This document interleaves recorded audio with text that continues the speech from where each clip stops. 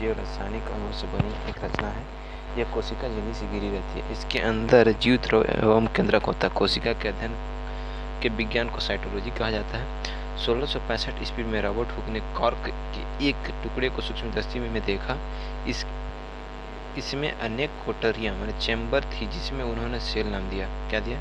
Robert Hooke ने cork के एक टुकड़े सूक्ष्मदर्शी में 1665 में, उसमें अनेक कोठरियां चैम्बर था, जिसमें सेल नामक देखा। ल्यूमन 1674 ईस्वी में सूक्ष्मदर्शी से जीवाणु, प्रोटोजोआ तथा अन्य जीवित कोशिकाओं का पता लगाया।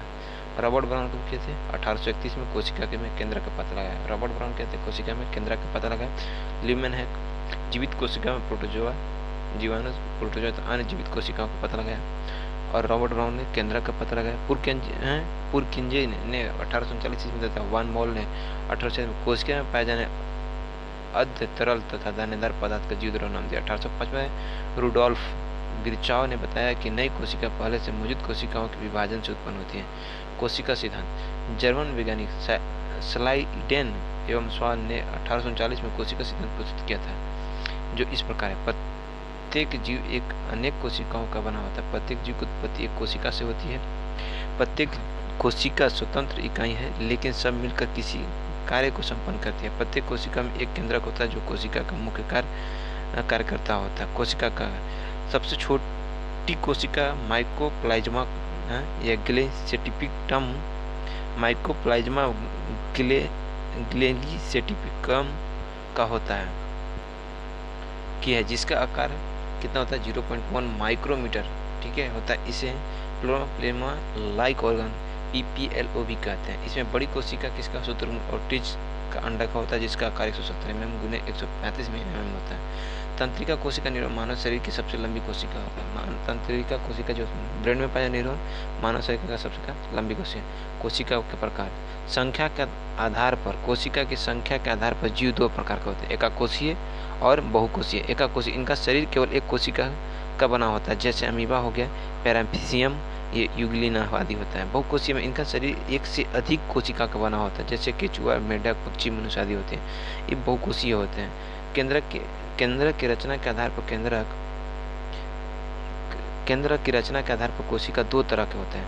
एक होता है केंद्रक की रचना के आधार पर कोशिका किस तरह के होते हैं? दो तरीका, प्रोकैरियोटिक कोशिका और एक होता है यूकैरियोटिक कोशिका। देखिए प्रोकैरियोटिक, इनमें केंद्रक के बिना केंद्रक झिल्ली का होता है। प्रत्येक प्रोकैरियोटिक कोशिका एक कड़ी कोशिका भित्ति से घिरी होती है, जिसे नीचे अर्धप्रांगण सेमी प्रेफेबल प्लाज्मा झिल्ली पाई जाती है। कोशिका भित्ति में म्यूरियन पाए जाने के कारण यह दृढ़ होती है। जीवाणु कोशिकाओं के भित्ति के अभिरंजन होने वाले अंतर के आधार पर दो वर्गों में बांटा गया है। ग्राम पॉजिटिव जीवाणु, ये जीवाणु ग्राम अभिरंजन को ग्रहण कर बैंगनी रंग बनाते हैं।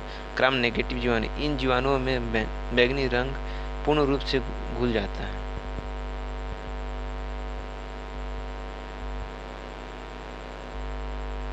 इन कोशिकाओं में अंग जैसे ग्लाइकिका है, माइटोकॉन्ड्रिया अतः प्राविधिक जाली आदि नहीं पाए जाते हैं। इनमें एक विशिष्ट संरचना मेसोसॉफ्ट्स पाए जाते हैं, जो कोशिका भित्ति के निर्माण में मदद करते हैं। कोशिका द्रव में 70 इस प्रकार के राइबोसोम पाए जाते हैं, जो प्रोटीन संश्लेषण में भाग लेते हैं। 70 इस प्रकार के राइबोसोम पाए जाते हैं। इस कोशिका को हिस्टोन रहित गोलाकार दो कड़ी वाले DNA पाए जाते हैं, जिन्हें न्यूक्लियोटाइड कहा जाता है। ये गोलाकार जीनोमिक DNA रहता है एवं इसके बाहर दूसरा गोलाकार छोटा DNA रहता है। छोटा DNA को प्लाज्मिडी कहते हैं। विखंडन एवं मुकुलन के द्वारा कोशिका का विभाजन होता है। विखंडन और मुकुलन के द्वारा क्या होता है? कोशिका का विभाजन। उदाहरण बैक्टीरिया, साइनोबैक्टीरिया, नील हरित शैवाल होते हैं। यूकैरियोटिक कोशिका, इसमें इलेक्ट्रॉनिक सूक्ष्म संबंधी से कोशिकाओं का विस्तृत अध्ययन संभव हुआ। ये यूकैरियोटिक कोशिका के निम्न मुख्य भाग होते हैं। कोशिका झिल्ली, यह कोशिका को जीवित झिल्ली है। यह एक कोशिका को दूसरी से तथा बाहरी वातावरण से अलग करती है। कोशिका झिल्ली में लिपिड 28 से लिपिड कितना होता है? 28 से 79% होते हैं लिपिड होते हैं। कोशिका झिल्ली में क्या होते हैं? 28 से 79% प्रोटीन होते हैं। अब 20 से 70% कार्बोहाइड्रेट, अब 1.5 तथा जल 20% विद्यमान रहता है। कोशिका झिल्ली के संरचना के संबंध में सिंगर एवं निकलन्स द्वारा प्रस्तुत तरल मोजाइक मॉडल सर्वमान्य है। कार्य, यह अर्धपरागण झिल्ली होती है, जो पदार्थ के अभिगमन में मदद करती है। यह कोशिका को एक निश्चित आकार प्रदान करती है। ये कोशिका को सुरक्षा प्रदान करती है। कोशिका भित्ति सेल वॉल यह केवल पादप कोशिकाओं में पाई जाती है। अजीवित पदार्थ से बनी दृढ़ तथा रक्षात्मक परत होती है जो कोशिकाओं को एक निश्चित आकार प्रदान करती है। कोशिका भित्ति मुख्य सेलुलोज के बने होते हैं। कोशिका भित्ति किसका बने होते हैं? सेलुलोज के बने होते हैं। कोशिका भित्ति किसका बने होते हैं? सेलुलोज का। मेन इंपॉर्टेंट चैप्टर कौन है? कोशिका भित्ति किसका बना रहता है? सेलुलोज का। ये इंपॉर्टेंट है, ठीक है। कोशिका को निश्चित आकृति प्रदान करना कोशिका को सुरक्षा प्रमुख कार्य कोशिका सुरक्षा प्रदान। माइटोकॉन्ड्रिया को सर्वप्रथम अल्टमैन ने 1800 माइटोकॉन्ड्रिया को खोज अल्टमैन 1890 माइटोकॉन्ड्रिया खोज कौन किया सर्वप्रथम? अल्टमैन 1890 में। वेंडा ने इसे माइटोकॉन्ड्रिया नाम दिया था। वेंडा इसे क्या दिए थे? माइटोकॉन्ड्रिया का नाम दिया था। इसकी चौड़ाई 0.2 mm से 2 mm और लंबाई 7 mm या अधिक होती है। इसकी संख्या 50 से 50 प्रति कोशिकाओं तक होती है। यह दोहरी झिल्ली की रचना होती है जिसमें भीतरी झिल्ली में अंगुली जैसा उभारा होता है। यह क्रिस्टीय कहते हैं। माइटोकॉन्ड्रिया में द्रव पाया जाता है जिसे मैट्रिक्स कहते हैं। प्रमुख कोशिका शोषण में सहायता होती है। माइटोकॉन्ड्रिया में कोशिका शोषण के समय एटीपी का निर्माण होता है। यह एटीपी संग्रहित रहता है जो आवश्यक पड़ने पर उपयोग में लाया जाता है। एटीपी ऊर्जा ग्लाइकोजन को बोलते हैं। एटीपी उसमें ग्लाइकोजन इसमें इसलिए इसे ऊर्जा का शक्ति के पावर हाउस किसे होते हैं? माइटोकॉन्ड्रिया को बोलते हैं। ऊर्जा का भंडार होता है, स्टोर हाउस ऑफ एनर्जी कहते हैं, ठीक है। लवक जीवाणु कुछ शैवालों एवं कवकों को छोड़कर सभी पौधे में लवक पाए जाते हैं। लवक 3 प्रकार के होते हैं। कौन कौन होते हैं भाई?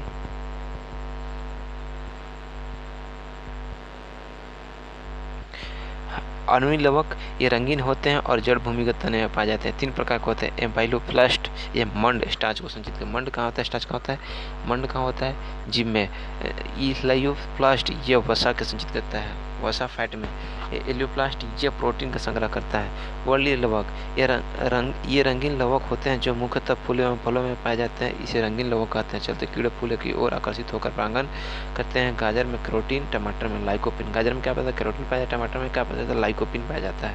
हरित लवक क्लोरोप्लास्ट ये हरे रंग के होते हैं जो हरी पौधे में पाए जाते हैं। इनके द्वारा प्रकाश संश्लेषण की प्रक्रिया संपन्न होती है।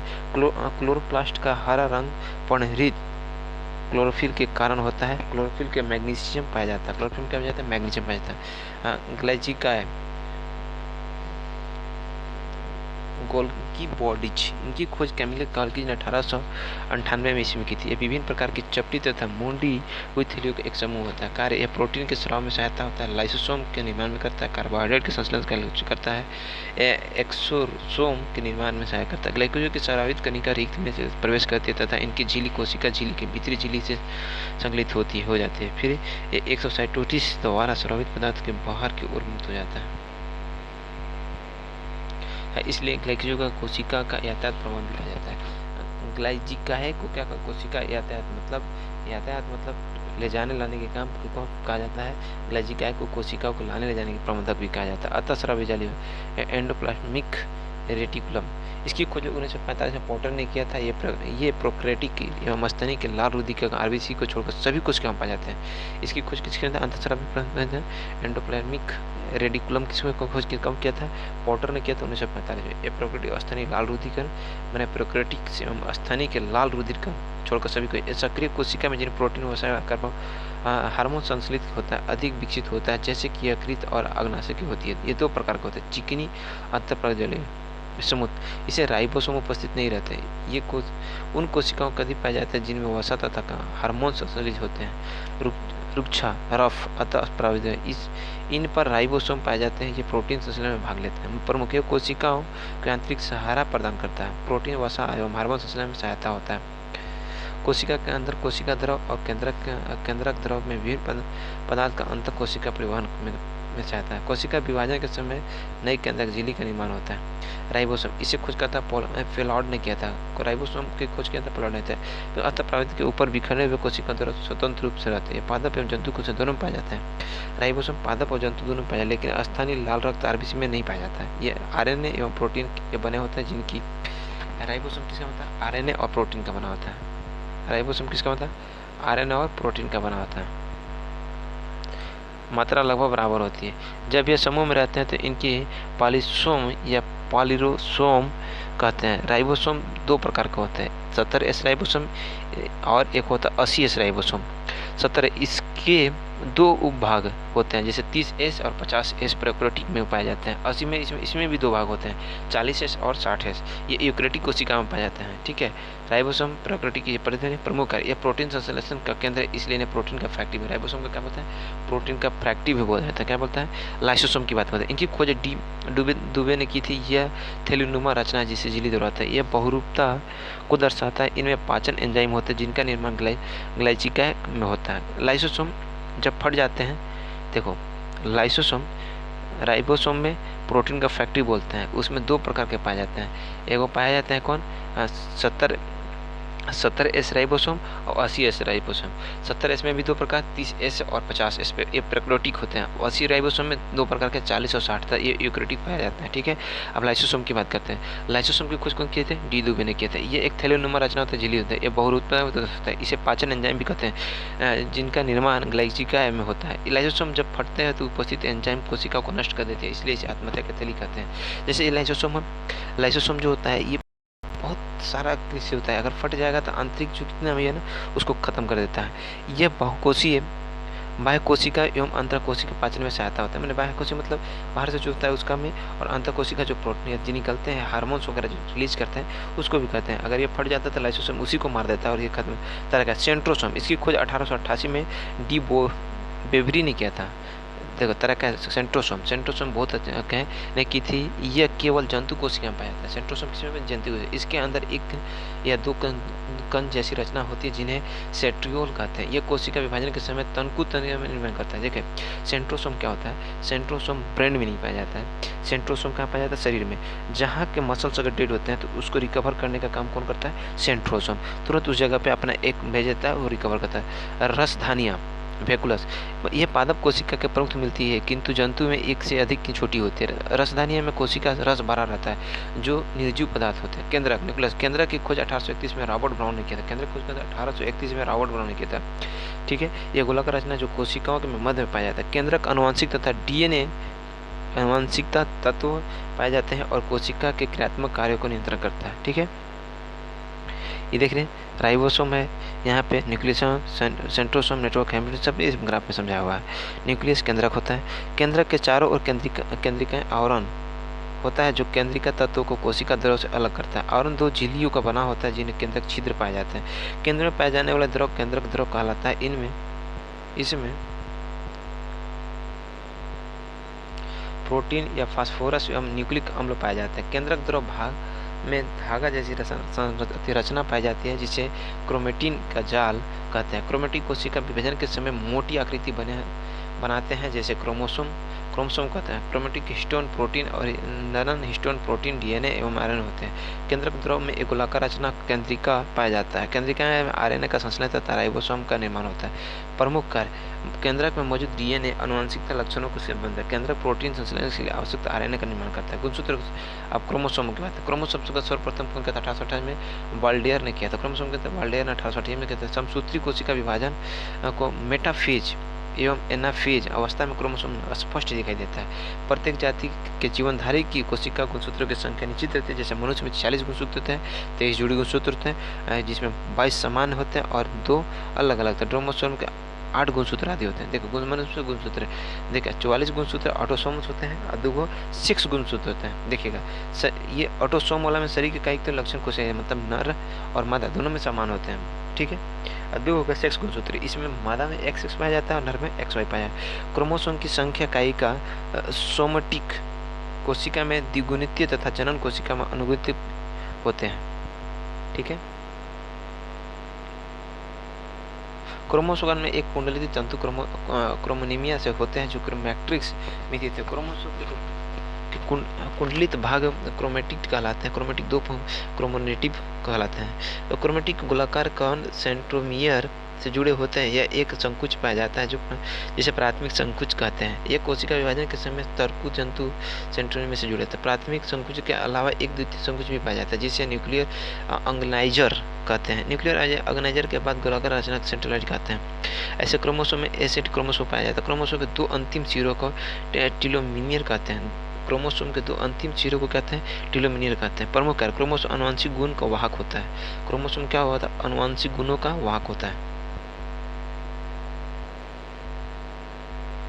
न्यूक्लिक अम्ल। जर्मन वैज्ञानिक फ्रेड मिशन ने 1859 ईस्वी में केंद्रक न्यूक्लिक अम्ल में को अलग अलग करके उसे न्यूक्लिक नाम दिया था। दो प्रकार का होता है डीएनए डीऑक्सी न्यूक्लिक अम्ल, deoxyribose nucleic acid, RNA ribonucleic acid होता है। न्यूक्लिक अम्ल एक रासायनिक संरचना। न्यूक्लिक अम्ल carbon, C, hydrogen, oxygen, nitrogen, phosphorus आदि पाया जाता है। न्यूक्लिक अम्ल में अनेक न्यूक्लियोइड होते हैं जिन्हें कहते हैं न्यूक्लियस में। देख लीजिए ये शब्द है राइबोसोम, जेनिन, ये सब से है न्यूक्लियोइड। न्यूक्लियोसाइड फॉस्फेट होता है न्यूक्लियोसाइड, ये पढ़ लीजिएगा। अच्छा एडिशन हमेशा तो कुछ पूछता नहीं है। डीएनए एक अनुक्लियोटिड अम्ल है जो केंद्रक पाया जाता है। डीएनए में क्या होता है, माइटोकॉन्ड्रिया हरित लवकों में भी डीएनए कुछ मात्रा में पाया जाता है। देखिए डीएनए में केंद्रक पाया जाता है जो माइटोकॉन्ड्रिया और हरित लवकों में पाया जाता है। ठीक है, डीएनए में कुछ मात्रा पाया जाता है। डीएनए में डीऑक्साइबोस शर्करा पाई जाती है जो नाइट्रोजन क्षार के अंतर्गत।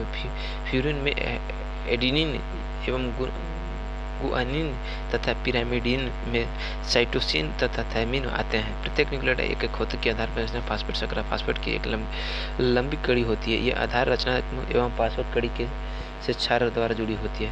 वाटसन एवं क्रिक ने 1800 डीएनए का द्विकुंडलीय संरचना मॉडल किया था। देखिए बार बार पूछता है, वाटसन और क्रिक ने डीएनए के द्विकुंडलीय संरचना बनाते डीएनए का द्विकुंडलित संरचना मॉडल की डबल हेलिक्स मॉडल को प्रतिबंध किया था।